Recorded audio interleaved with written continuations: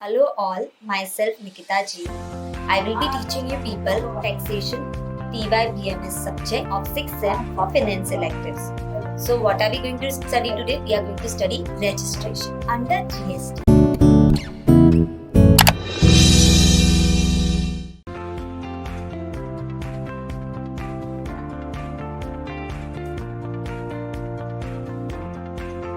How do you register yourself? This is the first question. Okay, so if you go and see on the portal, that is www.gst.gov.in, you just have to fill in some details under GSTR1 form REG01. Okay, that is a form which you have to fill. As an individual, within 7 days, you get your GSTR REG03, that is GST certificate. Okay, and you also get a GST number which you have to display outside your office and which you compulsorily have to display on your invoice. When I talk about GST is a 15-digit number, the first 2 digits represent the state. Every state has been given a number. Say for example, Maharashtra has been given 27. Okay, the next 10 digits are the PAN number of that individual, and the last 3 digits are the unique code which has been assigned to that assessor. Okay, now in order to get yourself registered under GST, what do you need? As I said, you compulsorily need a PAN card because your PAN card is your identity. It is one of the requirement in order to get a GST number. Then what are the other documents which you need? You have to file the name. Okay, if you are registering your company, the name of the company, the details, the residential address, the purpose of the business, then the identity proof. Okay, the place of business proof. These are the documents which have been required in order to register under GST. If you go and see the portal, you will find the form and the details, the various details we have to fill. Now when we talk about registration under GST, how do we obtain the registration? Okay, go to the portal, fill the form, fill it. Okay, you will be registered and within 7 days you will get your GSTN number. Okay, if you don't get the GST number, you get a temporary number which you can use for some certain days. Okay, now say for example, what did I say? GST state specific, right? So every state, if I'm starting my new business in another state, say for example, I have a head office in Maharashtra, in Mumbai. I want to start the branch in Gujarat, that is in Baroda. Do you have to obtain state separate registration? Yes, because GST is state specific. So every state we have to obtain separate registration. This means what? The input tax credit of one state cannot be utilized for another state. Okay? Keep this very clear in your head. So GST is state specific, PAN is required, GSTN is a 15-digit code. Okay? These are the things which we have discussed under registration. Also one more thing. Do you have to take separate registration for each type of GST? That means for IGST you have to take separate registration, for C separate, for S separate. No, you don't have. For all the 4 types of GST, one single registration is more than enough. But for every state, you have to take a separate registration. Okay? Now let us understand, when we are talking about GST, what are the various terms? Not every person who is doing business has to obtain the GST registration. In order to take GST registration, your turnover limit should cross a certain specific limit. Then only you have to take GST registration. So, what is the turnover limit? For goods, it is 40 lakhs. For services, it is 20 lakhs. For some of the state, it is 10 lakhs. Okay, so which are the state where aggregate turnover should be only 10 lakhs? That is Manipur, Meghalaya, Nagaland, and Tripura. These are the 4 states where the turnover limit of goods and services both, if they exceeds 10 lakh, you have to register yourself. For other states, the turnover limit is 20 lakh for both goods and services. Which are those states? Okay, they are Arunachal Pradesh, Meghalaya, Sikkim, Uttarakhand, Telangana, and Puducherry. Okay, they are states and union territory both. Okay, because Puducherry is a union territory. For all other states, that is Maharashtra, Karnataka, Kerala, Gujarat, Punjab, Jammu and Kashmir, Leh Ladakh, Daman and Diu, all remaining others. If I have missed any, what is the turnover limit? 40 lakhs for goods, 20 lakhs for services. Okay, this is what the turnover limit is. Now what we are going to study is aggregate turnover. When I say aggregate turnover, what does it include? It includes everything. Exported goods, exempted goods, non-GST goods, nil rated goods, okay, 0 rated goods, outward supply in case of RCM, okay, if they are being sold at RCM. This aggregate turnover includes.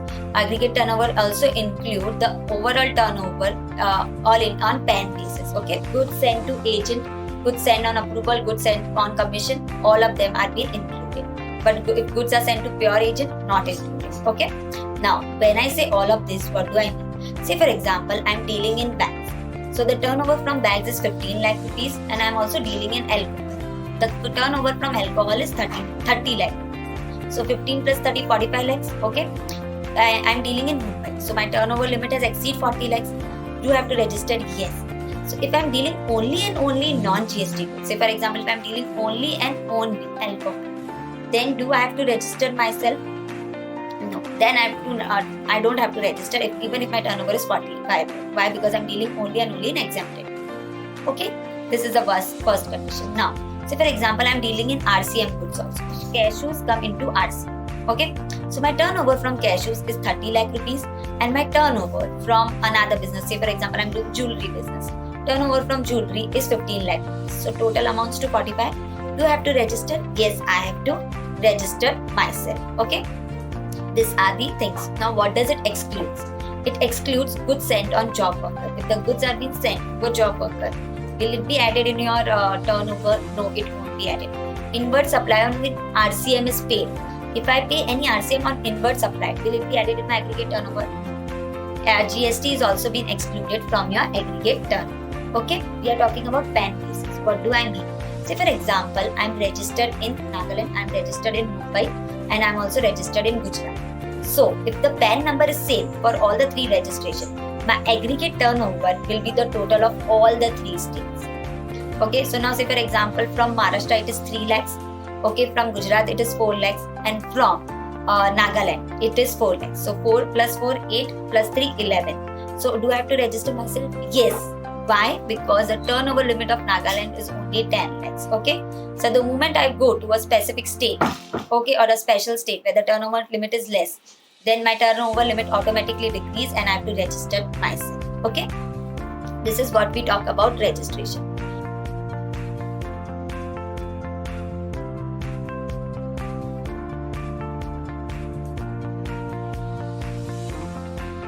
Now let us talk about who are the individuals who have to compulsorily go for registration. Okay, input service distributor, casual taxable person, non-resident taxable person. Let me give you an example. Okay, we have Infosys. Okay, Infosys has branches in Mumbai, Pune, Bangalore, and Hyderabad. Okay, other places also, but let us take only 4 places. Now, Mumbai is the head office. All 3 of them are the branches.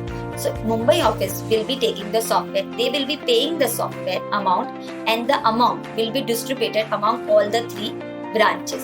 So Mumbai head office will be considered as ISD, that is input service distributor. Whatever service they have taken, the expenses of that service will be allocated to all of them 3. This is called input service distributor. Okay. Now we have casual taxable person.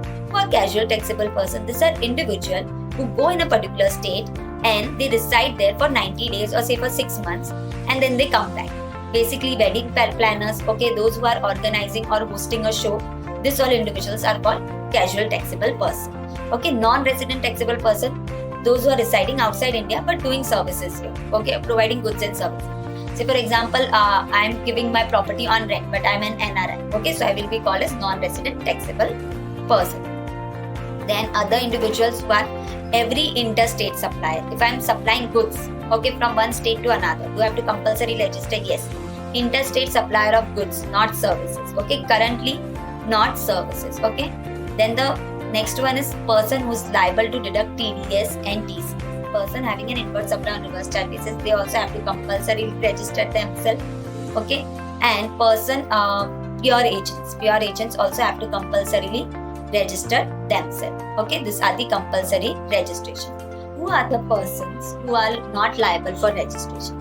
Agriculturists, they are not liable. So if I am cultivating crops, okay, and if my turnover is 50 lakh, do I have to register? No, I don't have to register. Okay, person whose turnover is less than 20 lakh in case of services, or 40 lakhs in case of goods, or 10 or 20 lakhs in case of goods and services, depending upon the state and the category of state. Okay, then a person who are dealing only and only in exempted goods or non-GST good or nil rated or 0 rated.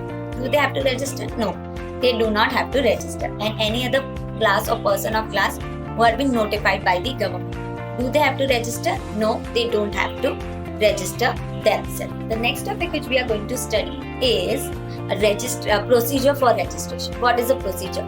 Go to the GST portal, fill GSTR REG01. Okay, you have to register your mobile phone and email ID. You will get an OTP for the same. Fill in the other details of the form. Okay, the details will be checked by the assessing officer. Once the assessing officer check it, he will give you a 3 days time. Okay, if he is finding any deficiency, he can ask you to provide the same. That is called SCN, that is show cause notice. You should reply to this show cause notice within 7 days. If he is satisfied, he will provide you the registration certificate. If he is not, then it will be cancelled. But a normal assessing officer is being given 15 days of time. Within 15 days, he should issue you the certificate. This is the procedure for registration.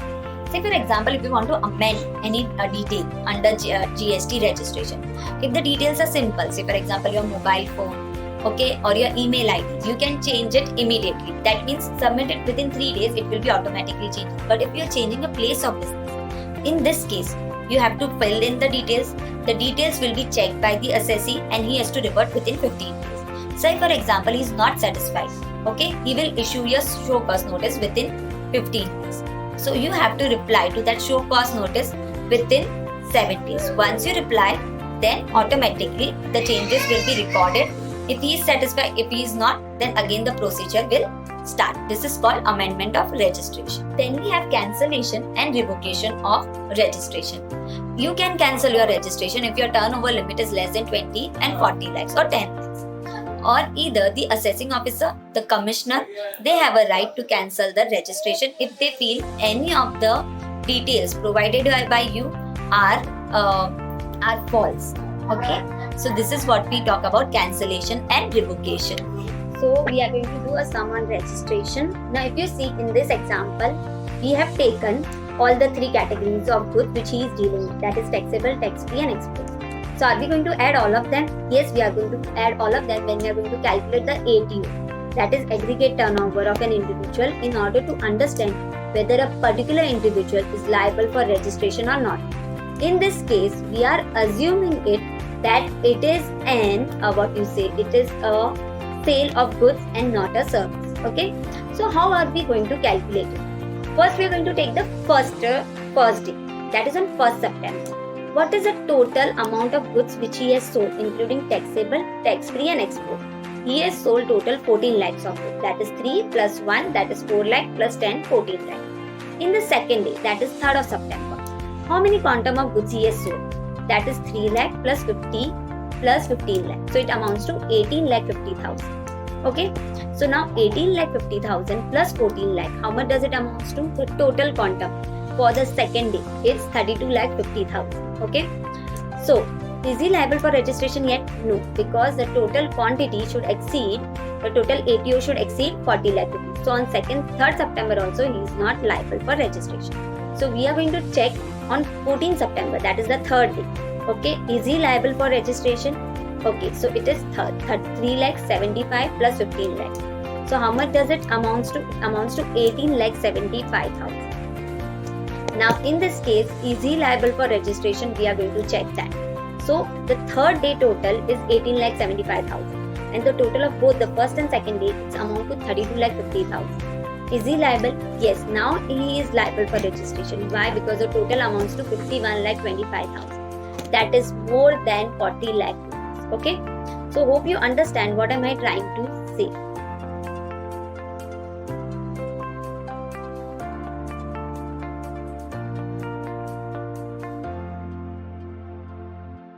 We are done with the topic registration. Thank you very much.